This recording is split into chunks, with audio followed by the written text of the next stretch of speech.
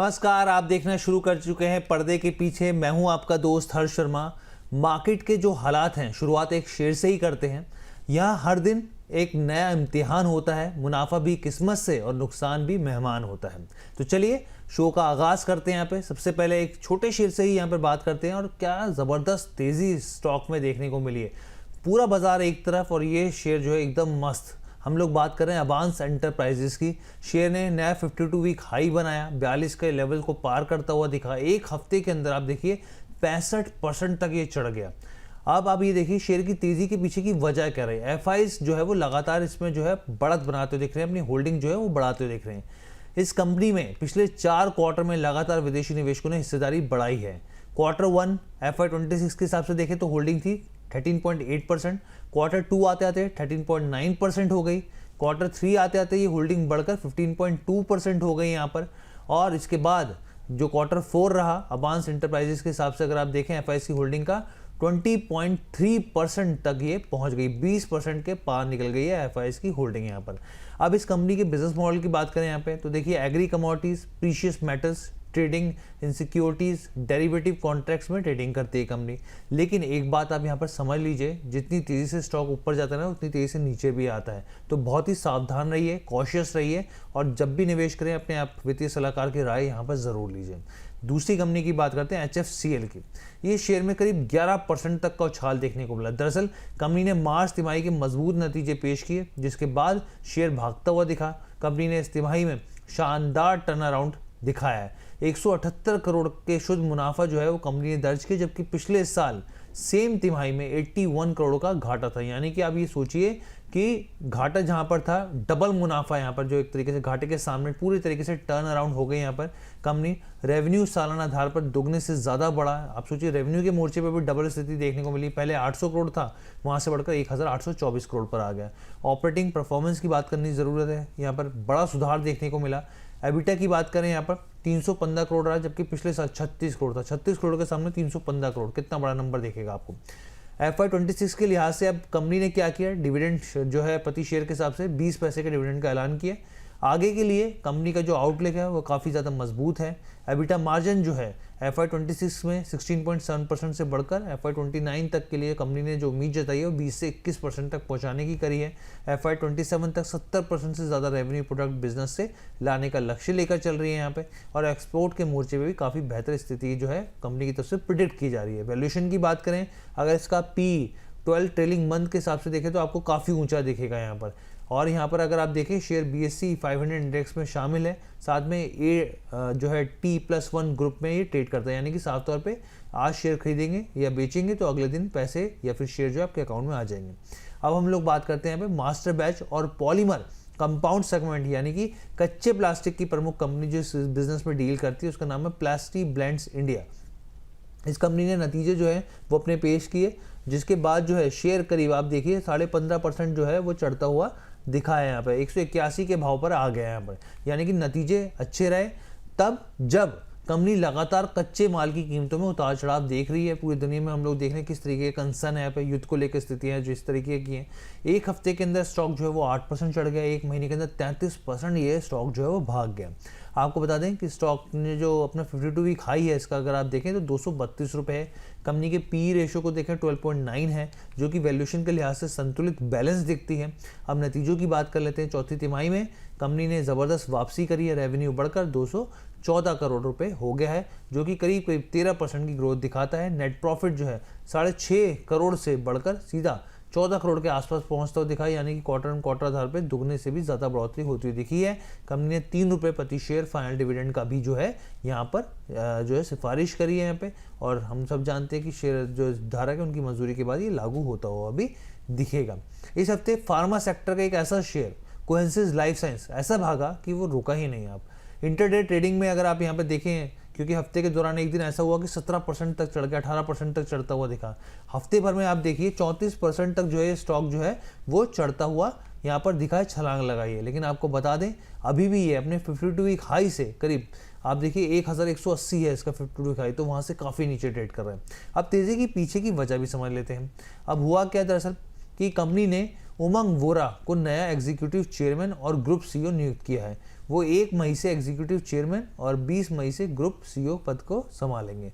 3 दशकों से अधिक से ज़्यादा उनके पास जो तजुर्बा है। उमंग वोरा ने कई बड़ी ग्लोबल कंपनियों को नेतृत्व किया है, लीडरशिप में रहे हैं यहाँ पर। हाल ही में उन्होंने सिप्ला लिमिटेड के सीईओ और मैनेजिंग डायरेक्टर के रूप में उन्होंने कंपनी का एक डाइवर्सिफाइड ग्लोबल फार्मा एंटरप्राइजेज में बदलने में अहम भूमिका निभाई है। अब आप सोचिए, सिप्ला में इतनी बड़ी लीडरशिप में थे और पूरा ज़बरदस्त टर्न अराउंड रहा यहाँ पर कंपनी में, और इसी वजह से यहाँ पर जो निवेशक हैं वो काफ़ी पॉजिटिव हो गए। अब विशेषज्ञों का मानना है यहाँ पर कि उनके अनुभव और नेतृत्व क्षमता में से कोहेसिस लाइफ साइंस को आने वाले समय में एक रणनीतिक ग्रोथ और एक्सपेंशन में मदद मिल सकती है।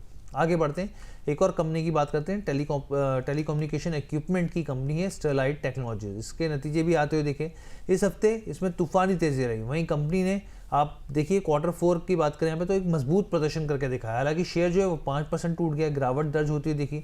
चलिए नतीजों पर नजर डालते हैं। नेट प्रॉफिट जो है उसमें तेज उछाल देखने को मिला। पिछले साल 5 करोड़ था, वहां से बढ़कर 59 करोड़ पे पहुंच गया। 5 करोड़ से सीधा 59 करोड़ पर। कंपनी का रेवेन्यू क्वार्टर बेसिस पे देखें तो 14% से ज़्यादा बढ़ा। अगर साल दर साल के हिसाब से देखें तो 37% बढ़कर 1400 करोड़ तक पहुंचता हुआ दिखा। एबिटा मार्जिन की बात करें 120 बेसिस पॉइंट बढ़कर 15% पे पहुंच गया। वहीं ऑर्डर बुक 67% बढ़कर 7309 करोड़ पर आ गई है। बोर्ड ने 2000 करोड़ तक के बेसिकली फंड रेज करने को यहाँ पे वो मंजूरी दी है। कायदे से तो नतीजे ठीक ठाक हैं, लेकिन शेयर गिरा क्यों, वो मैं आपको बस समझा देता हूँ। अब यहाँ पे रिस्क फैक्टर है। क्या रिस्क फैक्टर है? वेस्ट एशिया में तनाव से हीलियम और पॉलीमर इनपुट वो महंगे हो गए हैं।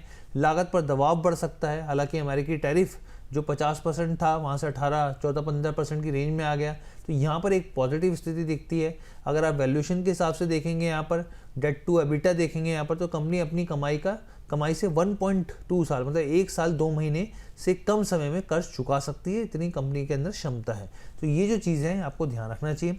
अब हम लोग बढ़ते हैं आगे। एक और कंपनी जो इम्पोर्टेंट अपडेट है आपको जानना चाहिए। आखिरकार 1 मई 2026 का दिन ऐतिहासिक रहा। माइनिंग सेक्टर की दिग्गज कंपनी वेदांता लिमिटेड का डीमर्जर प्रभावी हो गया। इस प्रक्रिया के साथ ही कंपनी का जो मौजूदा ढांचा है पूरी तरीके से बदल गया और ये कई इंडिपेंडेंट कंपनियों में बढ़ गई यहाँ पर। वहीं अगर आप देखें यहाँ पे जो स्प्लिट के बाद वेदांता एडजस्टेड शेयर प्राइस को देखेंगे तो वो 289 रुपीज़ पे तय किया गया, जिसके बाद स्टॉक में एक गिरावट देखने को मिली। हालांकि आप समझिए कि स्टॉक 6% टूट गया है इसके बाद, लेकिन वैसे ओवरऑल देखेंगे तो 62% के आसपास की गिरावट आपको दिखेगी यहाँ पर, क्योंकि वो जो होता है वो एडजस्टमेंट होता है, बेसिकली वो गिरावट नहीं होती। निवेशकों को ये समझना यहाँ पर ज़रूरी है, ये भाव में कोई वास्तविक गिरावट नहीं है बल्कि डीमर्जर है। वैल्यू के हिसाब से यहाँ पर जो होता है वो विभाजन किया जाता है। अब डीमर्जर के तहत देखिए 4 नई कंपनियां लिस्ट होंगी। इसमें वेदांता एल्यूमिनियम मेटल की बात करें, ये कंपनी एल्यूमिनियम और संबंधित एसेट्स का ऑपरेशन देखेगी यहाँ पर, जिसमें बाल्को की हिस्सेदारी भी शामिल होगी। वेदांता ऑयल एंड गैस की बात कर लीजिए, पहले माल्को एनर्जी के नाम से जानी जाती थी। ये कंपनी कच्चे तेल और गैस की जो खोज है और उत्पादन है उस पर केंद्रित रहेगी। उसके बाद वेदांता पावर की बात करते हैं, पहले तलवंडी साबो पावर के नाम से जानी जाती थी। ये यूनिट थर्मल पावर उत्पादन करेगी।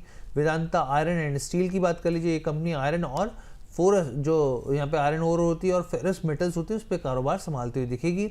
अब देखिए आगे जो ब्रोकरेज है वो क्या कह रहे हैं, उनका क्या रुझान है वेदांता के ऊपर। तो देखिए ब्रोकरेज फर्म वेदांता की रीस्ट्रक्चरिंग को लेकर काफ़ी पॉजिटिव है। उनका मानना है कि मीडियम टर्म में वैल्यू अनलॉकिंग की संभावना और नुमावा अगर आप इंस्टीट्यूशनल की तरफ से भी देखें तो ये काफ़ी पॉजिटिव मान रहे हैं। ये कह रहे हैं अलग अलग एंटिटीज़ में कर्ज को बैलेंस किया जा सकेगा। यहाँ पे उम्मीद जताई जा रही है कि डीमर्जर के बाद 4 और कंपनियां जून तक वो लिस्ट हो जाएंगी। फिलहाल वेदांता के लिए ब्रोकरेज फर्म ने शेयरों का जो टारगेट रखा है वो 336 रुपये फिक्स किया है। आगे बढ़ते हैं यहाँ पे अंबानी के दामाद की जो कंपनी है, इस हफ्ते उसने अच्छा खासा पैसा निवेशकों को बना के दिया। हम लोग बात करें non banking company pyramid finance की। इस कंपनी ने अपने नतीजे पेश किए, जिसके बाद शेयर वो भागता हुआ दिखा। 52 वीक का नया हाई बनाया, 12% चढ़कर 2073 पे पहुंच गया है। और आप भी देखिए हफ्ते भर के अंदर 8% ये चढ़ता हुआ दिखा है। कंपनी का नेट प्रॉफिट सालाना आधार पर करीब 9 गुना बढ़कर 603 करोड़ पर पहुंच गया। ये पिछले साल इसी तिमाही में 64 करोड़ था। मुनाफे में उछाल क्यों आया ये भी समझ लेते हैं। पिरामिड फाइनेंस के मुनाफे में एक बड़ी बढ़त वो देखने को मिली और इसमें खास डील वो वजह रही है। पिरामिड जो इमेजिनिंग की बिक्री से करीब करीब $148 मिलियन की डिफर्ड रकम मिली है। अब यानी कि डिफर्ड रकम मतलब यानी जिसे पहले के लिए पहले टाल दिया गया था और बाद में देने का निर्णय किया गया, तो वो एडजस्टमेंट आपको देखने को मिला। इसके अलावा कंपनी ने श्रीराम लाइफ इंश्योरेंस में अपनी हिस्सेदारी को 600 करोड़ में बेच दिया है। साथ ही IFC ADB से करीब $350 मिलियन की फंडिंग भी हासिल करी है।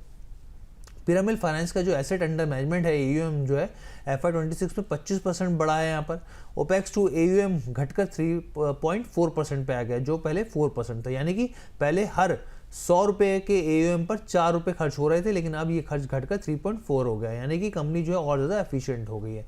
एसेट क्वालिटी की बात करें तो वो भी काफ़ी बेहतर होता हुआ दिखा है। अब हम लोग सरकारी defence company garden reach ship builders की बात कर लेते हैं। यहाँ पे शेयरों में एक ज़बरदस्त तेज़ी देखने को मिली। ऐसा लगा कि निवेशकों में शेयर को खरीदने की होड़ मची हुई है।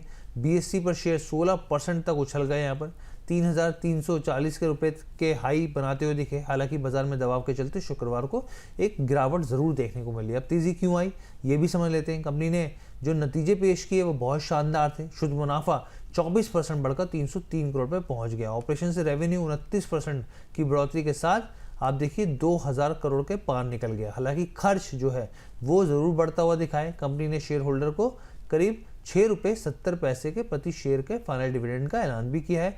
शेयर 2 साल में करीब 210% और 5 साल में 1600% से ज़्यादा चढ़ चुका है। यहाँ पे कंपनी के MD ने क्या कहा, क्योंकि मैनेजमेंट को सुनना बहुत ज़रूरी होता है। नतीजों पर बोलते हुए चेयरमैन और MD कोमोडोर PR हरी ने कहा यहाँ पर कि साल के दौरान 8 वॉरशिप जो है डिस्ट्रीब्यूट किए गए हैं, जो कि लगभग 1.5 महीने में एक जहाज के बराबर है और ये एक बड़ी उपलब्धि है। यहाँ पर आगे बढ़ते हैं।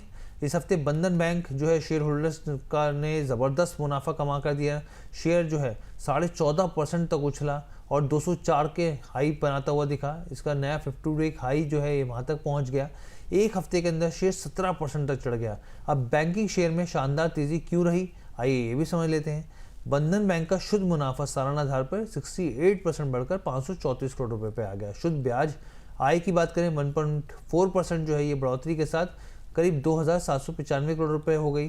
कुल इनकम 3.2% बढ़कर 3,567 करोड़ रुपए पहुंच गई। ग्रॉस NPA जो है रेशियो जो है वो घटकर 3.27% रहा, जो कि एक साल पहले 4.7% था। नेट NPA रेशियो घटकर जो है आप देखिए इसमें 0.97% पे आ गया, जो कि एक साल पहले 1.3% थी। अब शेयर होल्डर को ₹1.5 प्रति शेयर का डिविडेंड का ऐलान किया गया, फैसला लिया गया है यहाँ पर। और प्रमोटर के पास जो है करीब करीब आप ये समझिए 38 या फिर 39% के आसपास की हिस्सेदारी है।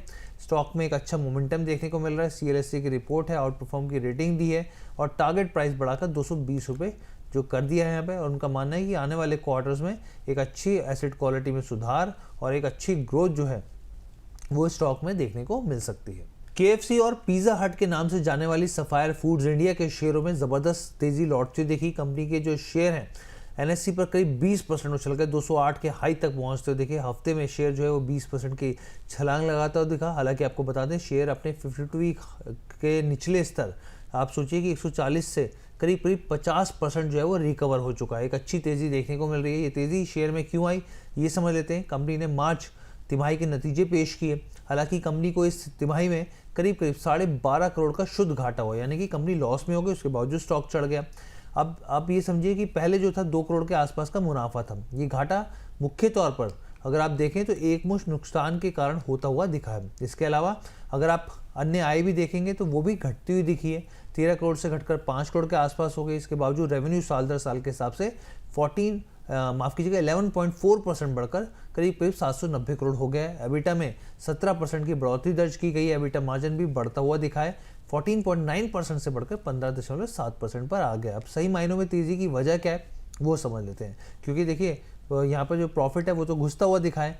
अब यहाँ पे क्या हुआ है, सेम स्टोर सेल्स ग्रोथ एक इंपॉर्टेंट पैरामीटर होता है समझने का, यहाँ पर वो 6% तक पहुँच गया। पिछले 11 तिमाहियों से फ्लैट या फिर नेगेटिव होने के बाद अब आप देखिए एक अच्छा जंप, पॉजिटिव जंप देखने को मिल रहा है। कंपनी के ब्रांड प्रदर्शन की बात करें तो KFC की आय में 15% की बढ़ोतरी देखने को मिली है, जो कि पिछले 8 तिमाही में सबसे ज़्यादा है।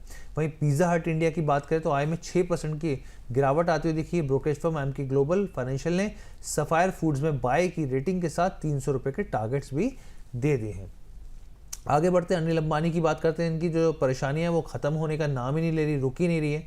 अब देखिए हुआ क्या, यूएस के export import bank US EXIM ने इंसॉल्वेंसी एंड बैंकरप्सी कोड 2016 की धारा 7 के तहत रिलायंस पावर के खिलाफ जो है एक आवेदन दायर किया है। कंपनी ने क्या आरोप लगाया वो मैं आपको समझाता हूँ। इस आवेदन में आरोप लगाया गया है कि रिलायंस पावर की सब्सिडरी कंपनी समाल कोट पावर जो है उसने करीब करीब 165 मिलियन अमेरिकी डॉलर के नेट डेट का भुगतान नहीं किया है, जिसकी गारंटी रिलायंस पावर ने दी थी यहाँ पर। यानी कि एक और कर्ज डिफॉल्ट का मामला दिख रहा है यहाँ पर।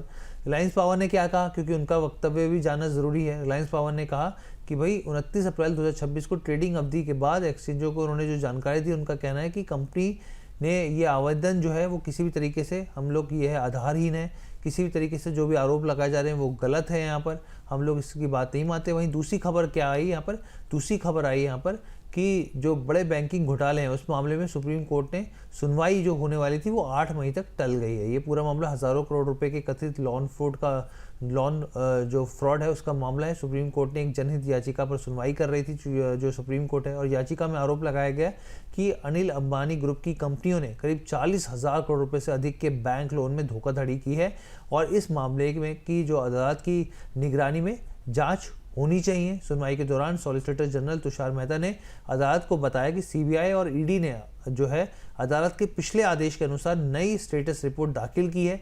दोनों एजेंसियां इस मामले में जांच कर रही हैं और कई वित्तीय पहलू पर काम जो है वो जारी है। यानी कि सोचिए कि एक तरफा नहीं दो तरफा यहाँ पर चोट लगती हुई दिख रही है। अडानी ग्रुप की एक और company Adani ports and special enterprises zone की बात कर लेते हैं। यहाँ पे मार्च तिमाही के नतीजे आए और काफी मजबूत प्रदर्शन देखने को मिला। मुनाफे और रेवेन्यू में एक अच्छी ग्रोथ देखने को मिली है। कंपनी का नेट प्रॉफिट सालाना आधार पर 10% बढ़ा, जबकि रेवेन्यू में 26% का उछाल देखने को मिला है। लॉजिस्टिक और मरीन बिजनेस की तेज बढ़त के साथ कंपनी ने पूरे वित्त वर्ष में भी दमदार नतीजे पेश किए हैं। कंपनी की अगर आप कुल आय देखेंगे तो 26% बढ़कर 10,737 करोड़ पर पहुंच गई। एक बड़ी उपलब्धि के तौर पे कंपनी ने FY26 में 500 मिलियन मैट्रिक टन से ज़्यादा के पोर्ट कार्गो हैंडल किए हैं, जो कि किसी भी भारतीय इंटीग्रेटेड ट्रांसपोर्ट ऑपरेटर के लिए पहली बार है। कंपनी की ओर से अगर आप एबिटा ग्रोथ गाइडेंस देखें तो 914% तक उम्मीद जताई जा रही है, जो कि काफ़ी पॉजिटिव है। बिजनेस सेगमेंट के हिसाब से देखें तो लॉजिस्टिक्स सेगमेंट में 55% की ग्रोथ दर्ज की गई है। कंपनी के बोर्ड ने FY26 के लिए करीब 7.5 रुपये प्रति शेयर के डिविडेंड देने की भी सिफारिश की है, और इसके लिए 12 जून की रिकॉर्ड डेट जो है वो तय की गई है। अब बात करते हैं अडानी एंटरप्राइजेस की। देखिए पेरेंट कंपनी, और यही जो है वो घाटे में आ गई मुनाफे से सीधा।